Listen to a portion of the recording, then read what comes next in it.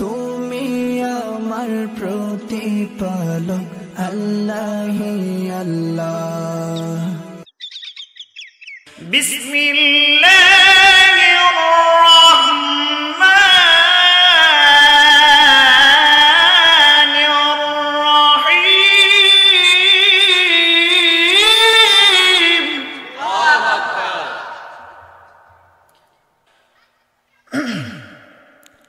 ওয়াস্তাগফিরুল্লাহ ইন্নাল্লাহ গফুরুর রাহিম। আল্লাহ রাব্বুল আলামিন সূরা তাহরীমের ৮ আয়াতের মধ্যে আল্লাহ জাল্লা শানুহু ঘোষণা করে দিলেন, ইয়া আইয়ুহাল্লাযীনা আমানু তুবু ইলাল্লাহি তাওবাতুন নাসুহা। সুবহানাল্লাহ বলবেন না? আল্লাহ রাব্বুল আলামিন বললেন, ইয়া আইয়ুহাল্লাযীনা আমানু, হে ঈমানদারগণ, তুবু তোমরা তাওবা করো। কি করতে বলছেন আল্লাহ? জবান খুলে বলেন, কি করতে বলছেন? তুবু ইলাল্লাহি তাওবাতান নাসুহা। আল্লাহ রাব্বুল আলামিন বলছেন, হে ঈমানদারগণ, যারা তোমরা ঈমান আনয়ন করেছো, তোমরা তাওবা করো। কেমন তাওবা? তাওবায়ে নাসুহা। সুবহানাল্লাহ বলেন, আরো জোরে বলেন সুবহানাল্লাহ। এখন প্রশ্ন হলো, হুজুর তাওবা শব্দটা বুঝলাম, কিন্তু নাসুহাটা কি, এটা কি বুঝলাম না। তাফসীর ইবনে কাসীর, যার আরেকটা নাম হলো তাফসীর কুরআনুল আযীম, আল্লামা ইবনুল কাসীর রাহিমাহুল্লাহ, তিনি লেখেন তাফসীরে কুরআনুল আযীমের মধ্যে লেখেন, নাসুহা আই তাওবাতান সাদিকাতান জাযিমা। আল্লাহু আকবার বলেন। তাওবায়ে নাসুহা হলো তাওবাতান সাদিকাতান জাযিমা। এটা এমন একটা তাওবা হবে যেটা সত্য তাওবা হবে, যেটা দৃঢ় তাওবা হবে। সুবহানাল্লাহ বলেন। আমরা সকালবেলা ফজরের নামাজ পড়তে এসে হুজুর যখন আমাদেরকে নসিহত করে, মোনাজাতে রোনাজারি করে, আমরা শুনে অনেক মনে ব্যথিত হই, আহারে আমরা অনেক গুনাহ করছি, অনেক পাপ কাজ করেছি, আর পাপ করব না। কিন্তু মসজিদ থেকে বাহির হওয়ার পরে, তখন যখন আমরা বাহিরে যাই, তখন দুনিয়াবি কাজে যখন লিপ্ত হয়ে যাই, তখন সবচাইতে বড় জুলুমগুলো আমার দ্বারা সংগঠিত হয়ে যায়। ঠিক কিনা? কেন হয়ে যায়? সকালবেলা আমি তাওবা করলাম, কিন্তু দুপুর হওয়ার আগে আমার দ্বারা সবচেয়ে বড় জুলুমগুলো হয়ে যাচ্ছে। কেন? কারণ আমার দ্বারা প্রকৃত তাওবা হচ্ছে না, আমার দ্বারা প্রকৃত তাওবা হচ্ছে না। কারণ আমরা তাওবা বলতে বুঝিটা কি? আমরা সাধারণ মানুষ যারা আছে, তাওবা বলতে বুঝি আস্তাগফিরুল্লাহ রাব্বি মিন কুল্লি যামবিন ওয়া আতুবু ইলাইহি। এটা তাওবা না, এটা ইস্তিগফার। এটা কি? এটা তাওবা হয় নাই, এটা তাওবা না, এটা ইস্তিগফার। বোঝার চেষ্টা করেন। আমরা যখন তাওবার কথা আসে তখন কি বলি? আস্তাগফিরুল্লাহ রাব্বি মিন কুল্লি যামবিন ওয়া আতুবু ইলাইহি লা হাওলা ওয়ালা কুওয়াতা ইল্লা বিল্লাহিল আলিয়্যিল আযীম। পড়ি কি পড়ি না? জবান খুলে বলেন না, পড়ি কি পড়ি না? তাওবার কথা যখন আসে তখন এই দোয়াটা মনে পড়ে যায়। আসলে এটা হলো ইস্তিগফার, এটা তাওবা নয়। তাহলে প্রশ্ন হলো, হুজুর তাওবাটা কি? তাওবা শব্দের অর্থ হলো প্রত্যাবর্তন করা, ফিরে আসা। আপনি যেই গুনাহগুলো করতেন, যেই পাপগুলো করতেন, যেই জুলুমগুলো করতেন, যে অন্যায়গুলো করতেন, আপনি ফজর নামাজের সময় আজকে মাহফিলের মধ্যে হুজুরদের আলোচনা শুনে, আলেমদের আলোচনা শুনে আপনার মনের মধ্যে চিন্তা ভাবনা জাগলো, না না আর গুনাহ করা যাবে না, আর পাপ করা যাবে না, আর নামাজ ছাড়া যাবে না। এত চিন্তা করার পরে দেখা গেল আপনি ফজর নামাজটা ছেড়ে দিলেন। ফজর নামাজ ছাড়ার মাধ্যমে আপনি বুঝতে পারলেন যে আপনার জোহরের সময় যখন হয়ে গেল, তখন আরে আমি তো ফজর নামাজ পড়ি নাই, ঘুমের মধ্যে কাটাই দিলাম, কিন্তু রাত্রি বেলায় হুজুরের সাথে মাহফিলের মধ্যে ওয়াদাবদ্ধ হয়েছিলাম, তাওবা করেছিলাম আর গুনাহ করব না, আর নামাজ ছাড়ব না, কিন্তু ওই তাওবা আজকে দুপুর হয়ে গেল, এখনো নামাজে আমার নিতে পারে নাই। তার মানে তাওবা আদায় হয় নাই। তাহলে তাওবাটা কি? সমস্ত পাপ থেকে ফিরে এসে আল্লাহর দরবারে রোনা জারি করে ক্ষমা চাওয়ার নাম তাওবা। সুবহানাল্লাহ বলেন। এই জন্য আল্লাহ তাআলা বলেন, ইয়া আইয়ুহাল্লাযীনা আমানু তুবু ইলাল্লাহি তাওবাতান নাসুহা।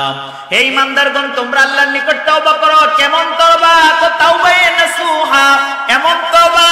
তাওবায়ে নাসুহার ব্যাখ্যা করতে গিয়ে আল্লামা ইবনে কাসির বলেন, তাওবাতান সাদিকাতান জাযিমা। আল্লাহু আকবার। তাওবাতান সাদিকাতান জাযিমা, এমন তাওবা, সত্য তাওবা, দৃঢ় তাওবা, যে তাওবা করার পরে পরবর্তী সময়ে গুনাহ করার আগে অন্তরটা কেঁপে ওঠে, এটাকে বলা হয় তাওবায়ে নাসুহা। সুবহানাল্লাহ বলেন। তাওবা করলে কেমন সওয়াব? তাওবা করলে কেমন সওয়াব? তাওবা করলে কেমন মর্যাদা বাড়ে? আল্লাহ তাআলা অন্যত্র বলেন, ইন্নাল্লাহা ইউহিব্বুত তাওয়াবিনা ওয়া ইউহিব্বুল মুতাতাহহিরিন। সুবহানাল্লাহ বলেন। আল্লাহ রাব্বুল আলামিন বলেন, ইন্নাল্লাহা, নিশ্চয় আল্লাহ তাআলা, ইউহিব্বুত তাওয়াবিন, যারা তাওবা করে, অধিক পরিমাণ তাওবা করে, আল্লাহ তাদেরকে ভালোবাসেন। সুবহানাল্লাহ বলেন। আরো জোরে বলেন সুবহানাল্লাহ। শুধু তাই নয়, আল্লাহ তাআলা আপনাদের জন্য আরো সুসংবাদ জানাই দিলেন, ইল্লা মান তাবা ওয়া আমানা ওয়া আমিলা সালিহান ফাউলাইকা ইউবাদদিলুল্লাহু সাইয়্যাতিহিম হাসানাত। সুবহানাল্লাহ বলেন। আল্লাহ রাব্বুল আলামিন বলেন, অতঃপর যে ব্যক্তি তাওবা করলো, ওয়া আমিলা আমালান সালিহা, নেক নেক কাজ করলো, এমন ভাবে তাওবা করলো, তাওবা করার পর আর গুনার দিকে সে ফিরে না, এবং ভালো ভালো কাজগুলো করতেছে, নেক কাজ করতেছে, তখন আল্লাহ তাআলা ওই বান্দার জন্য সুসংবাদ জানাই দিলেন, ফাউলাইকা ইউবাদদিলুল্লাহু সাইয়্যাতিহিম হাসানাত। আল্লাহ তাআলা তার যে অতীতের গুনাহগুলো ছিল, আল্লাহ তাআলার ওই বান্দার যে অতীতের গুনাহগুলো ছিল, এমন গুনাহ যদি সেটা আসমান পর্যন্ত, আকাশের মেঘমালা পর্যন্ত পৌঁছে যায়, হাদিসে মুবারাকার মধ্যে এসেছে, রাসূলুল্লাহ সাল্লাল্লাহু আলাইহি ওয়াসাল্লাম বলেন, আল্লাহ তাআলা তার চাইতে বেশিও যদি হয়ে যায়, আমার আল্লাহ তাআলা এত দয়াবান, এত দয়াবান, তারপরেও বান্দাকে ক্ষমা করে দিবেন। আর জোরে বলেন না সুবহানাল্লাহ। তাওবার জন্য আপনি যদি তাওবা করেন, আপনার পাপ বেশি হয়ে গেল, কিন্তু আপনি চিন্তিত আপনার তাওবা আল্লাহ গ্রহণ করবেন কিনা। দেখেন, আল্লাহ তাআলা আশ্বস্ত করলেন, আল্লাহর হাবিব বলেন, যত বেশি গুনাহ হোক, জমিন থেকে যদি আকাশের মেঘমালা পর্যন্ত পৌঁছে যায়, জমিন থেকে যদি আকাশের মেঘমালা পর্যন্ত পৌঁছে যায়, গুনাহের পরিমাণ যদি আকাশের মেঘমালা পর্যন্ত পৌঁছায় যায়, তারপরও আমার আল্লাহ তাআলা ওই বান্দাকে ক্ষমা করে দিবেন। আর জোরে বলেন না সুবহানাল্লাহ। তাহলে কোনো টেনশন আছে?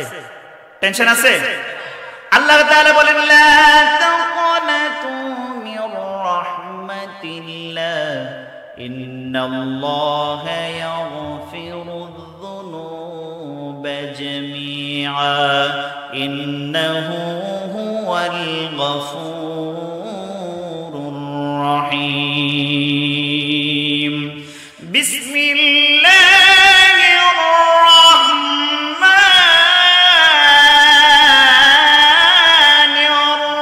রহিম। আল্লাহু আকবার।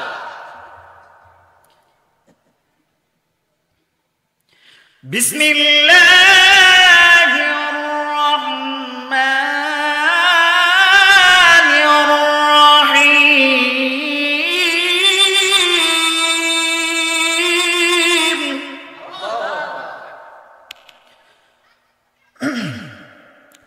ওয়াস্তাগফিরুল্লাহ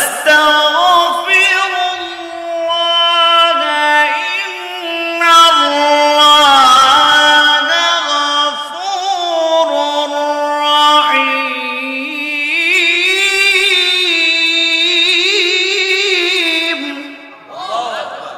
আল্লাহু আকবার। আল্লাহ রাব্বুল আলামিন বলেন, আল্লাহ তাআলার বান্দা যতই বেশি গুনাহ করো, বলতেছিলাম যদি সেটা আকাশের মেঘমালা পর্যন্ত পৌঁছে যায় তারপরও কোনো অসুবিধা নাই। আল্লাহ আশ্বস্ত করেছেন, লা তাকনাতু মির রাহমাতিল্লাহ ইন্নাল্লাহা ইয়াগফিরুয যুনুবা জামিআ ইন্নাহু হুয়াল গফুরুর রহিম। লা তাকনাতু মির রাহমাতিল্লাহ, বান্দা নৈরাশ হইও না, হতাশা হইও না। যতই পাপ কাজ করো, হাদিসে মুবারাকার মধ্যে রাসূল বলেন যদি সেটা আকাশের মেঘমালা পর্যন্ত পৌঁছে যায়, অন্যত্রে আল্লাহ তাআলা কোনো আকার বলেন নাই, কারণ আল্লাহ তাআলা যেমন মহান তার উপমাগুলো মহান হবে। সুবহানাল্লাহ বলেন। কোনো আকার লাগবে না, কোনো নির্ধারিত লাগবে না, কারণ বান্দাকে ক্ষমা করবেন আল্লাহ, তার জন্য কোনো আল্লাহ নির্ধারিত করে দেন নাই। সেজন্য আল্লাহ তাআলা বলেন, লা তাকনাতু মির রাহমাতিল্লাহ ইন্নাল্লাহা ইয়াগফিরুয যুনুবা জামিআ ইন্নাহু হুয়াল গফুরুর রহিম। বান্দা যতই পাপ কাজ করো না কেন, যতই পাপ কাজ করো না কেন, তুমি আমার দরবার থেকে নৈরাশ হয়ো না, আমি আল্লাহর রহমত থেকে নৈরাশ হয়ো না। ইন্নাল্লাহা ইয়াগফিরুয যুনুবা জামিআ, যতই পাপ কাজ করো না কেন নিশ্চয়ই আমি আল্লাহ তাআলা তোমাকে ক্ষমা করে দিব। ইন্নাল্লাহা ইয়াগফিরুয যুনুবা, সমস্ত গুনাহগুলোকে ক্ষমা করে দেব। ইন্নাহু হুয়াল গফুরুর রহিম, নিশ্চয়ই মহান আল্লাহ সুবহানাহু ওয়া তাআলা হলেন অসীম ক্ষমাশীল এবং দয়াবান। একটু আওয়াজ করে বলেন না মারহাবা, আরো আওয়াজ করে বলেন না মারহাবা।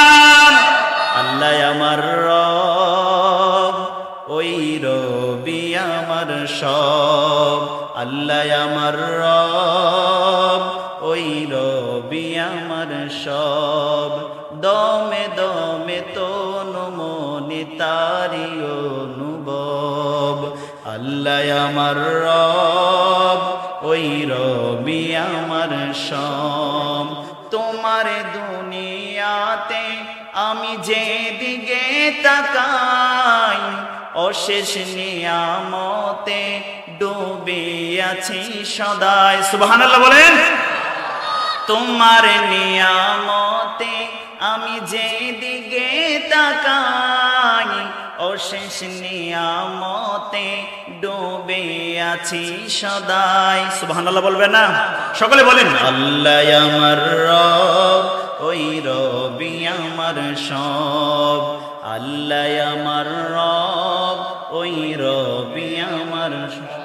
বলতেছিলাম ঘটনা তাওবাহ নাসুহা, আরেকখানা বরকতময় হাদিসে মুবারাকা না শোনালে নয়।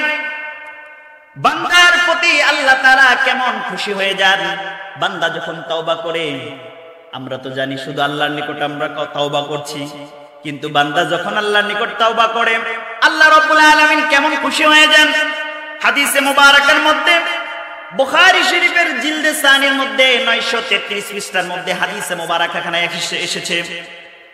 রাসূল করিম সাল্লাল্লাহু আলাইহি ওয়াসাল্লাম বলেন, আল্লাহু আফরাহু বিতাওবাতি আবদিহি, আল্লাহ তাআলা খুশি হয়ে যান যখন বিতাওবাতি আবদিহি, যখন বান্দা তওবা করে। সুবহানাল্লাহ বলেন। আল্লাহু আফরাহু বিতাওবাতি আবদিহি, আল্লাহর বান্দা যখন আল্লাহর নিকট তওবা করেন আল্লাহ খুশি হয়ে যান। এখন কেমন খুশি হয়ে যান?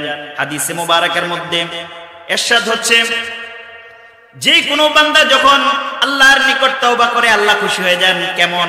সাকাতা আলা বিআইরি ওয়া কদ আদাল্লাহু ফি আরদি ফালাতিন, আল্লাহ তাআলা তেমন ভাবে খুশি হয়ে যান যখন মরুভূমির মাঝখানে একজন ব্যক্তি অথবা সমুদ্রের মাঝখানে একজন ব্যক্তি রইল, কিন্তু তার বাঁচার আশ্বস্ত নাই, তার বাহনটা হারাই ফেলছে, অথবা তার নৌকা কিংবা জাহাজ ডুবে গেছে, এমত সময়ে সে যদি হারায় ফেলে, এমত সময়ে তার বাঁচার কি থাকে না, আশ্বস্ত থাকে না, চিন্তা মাথায় আসতে পারে না, তখন তার মধ্যে হতাশা চলে আসে, তার মধ্যে পেরেশানি চলে আসে, আমি হয়তো আর বাঁচবো না, আমি হয়তো বাঁচবো না।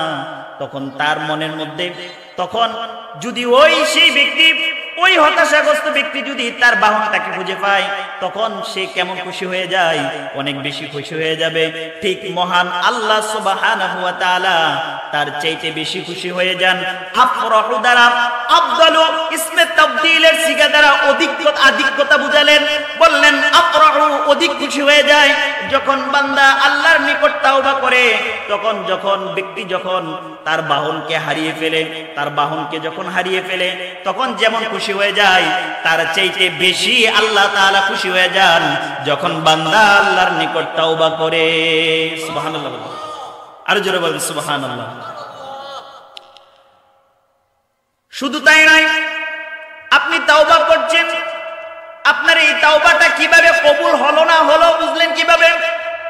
ইমাম ফখরুদ্দিন রাজি তার তাফসীরের মধ্যে উল্লেখ করেন, কাঠের মধ্যে, শুকনা কাঠের মধ্যে আগুন দিলে যেমন ভাবে ধোঁয়া বের হয়, শুকনা কাঠের মধ্যে আগুন দিলে কি হয়? ধোঁয়া বের হয়। তাহলে বোঝা যায় শুকনা কাঠের মধ্যে আগুন লাগছে।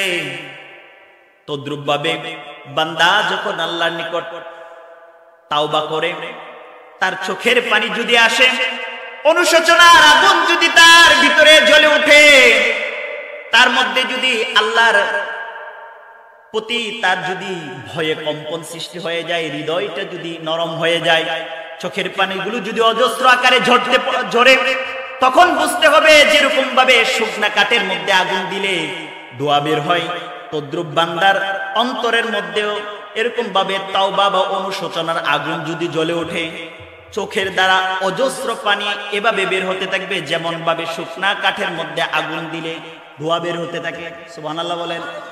চোখের মধ্যে যখন, চোখ দিয়ে যখন টপ টপ করে পানি ঝরবে, তাওবা করবে, তখন বুঝতে পারবেন ওই তাওবাটা তার কার্যকরী হচ্ছে।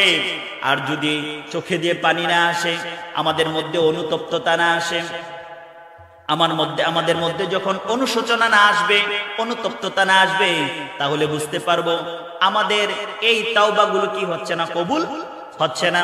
তাহলে এখন দেখেন আমাদের এখন বর্তমানের তাওবাগুলো ঠিক এমন হয়ে গেল না? আমরা সকালবেলা তাওবা করি, বিকালবেলা আমাদের কি থাকে না, খবর থাকে না।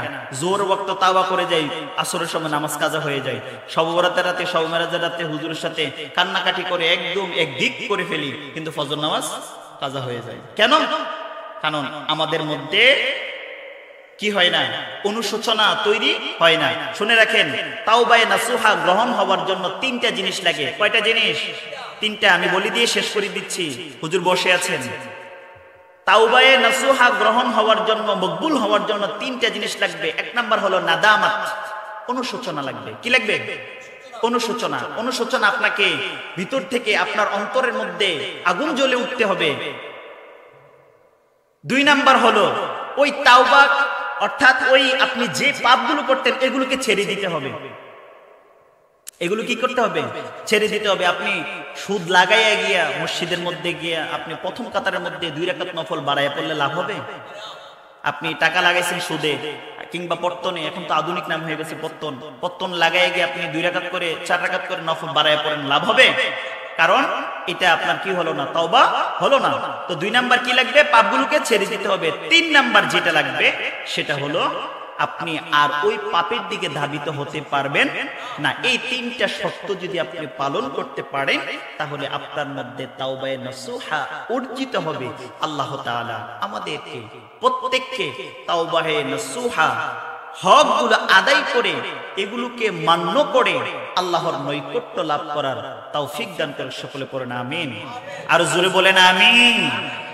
আখিরি দাওয়ানা আলহামদুলিল্লাহি রাব্বিল আলামিন। এখন আপনাদের সামনে